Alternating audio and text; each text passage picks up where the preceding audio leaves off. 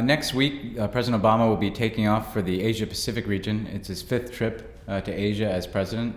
One of our priorities in our foreign policy has been focusing more on the Asia-Pacific.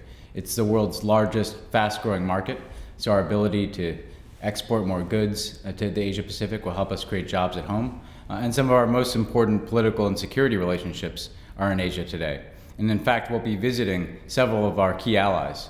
Japan and the Republic of Korea, two of our long-standing allies in North Asia, Malaysia, an emerging and dynamic economy in Southeast Asia, as well as the Philippines, a treaty ally of the United States that we have not yet visited since President Obama came to office. At each stop, we'll have a chance to advance an economic agenda, a security agenda, but also cultural and people-to-people ties that are so important to the United States and the people of the region. In Japan, the President will be meeting with Prime Minister Abe, who he recently saw at the Nuclear Security Summit in The Hague. We'll have a chance to talk about our defense and security cooperation, but also our efforts to negotiate a trade agreement that will expand access to markets for the United States and level the playing field for our businesses and workers so that we're able to create more jobs, export more goods to the region more broadly. We'll also be able to do some cultural stops as well. The President will be going to a Meiji Shrine.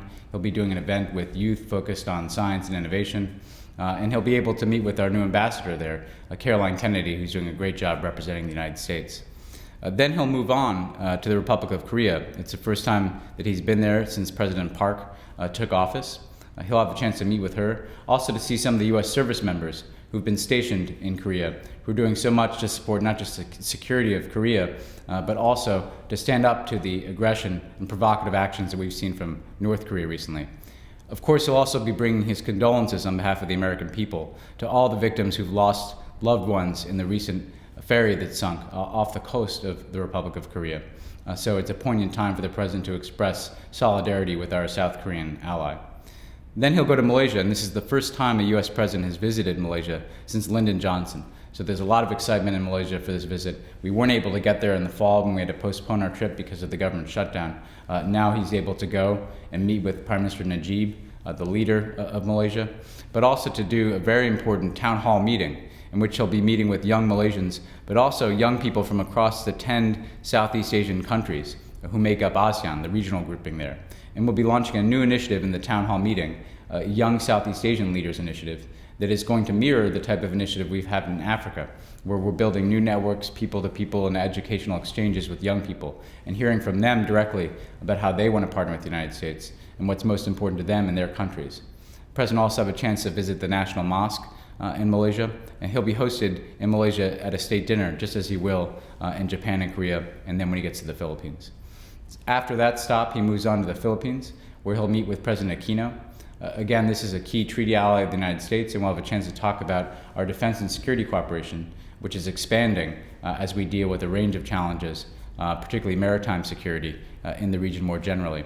He'll also have a chance to meet with U.S. and Filipino service members and veterans as well. And we have a long history with the Philippines. We fought side by side together in World War II. The President will be able to lay a wreath at the American Cemetery in the Philippines, where so many of our service members who fought and died in World War II are buried, and pay, I think, profound gratitude for their sacrifice, but also signal that the type of relationship we've had in the Philippines in the past, in terms of our alliance, has to extend into the future.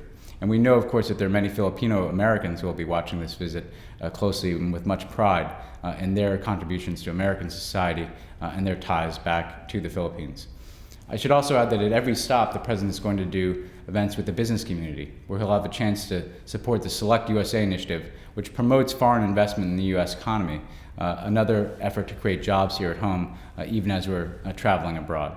So it's a busy trip, it's 4 countries, it's a broad agenda, but we're confident that at the end of the trip we'll have advanced our economic interests through trade and commercial negotiations, our security interests by reaffirming the importance of our alliances, but also the people-to-people ties and cultural exchanges that do so much to bind us with Asia Pacific. The United States is a Pacific nation. The President himself is a Pacific president, having been born in Hawaii. So this region is important to us, and we encourage you to stay tuned throughout the trip for additional updates. Thanks very much.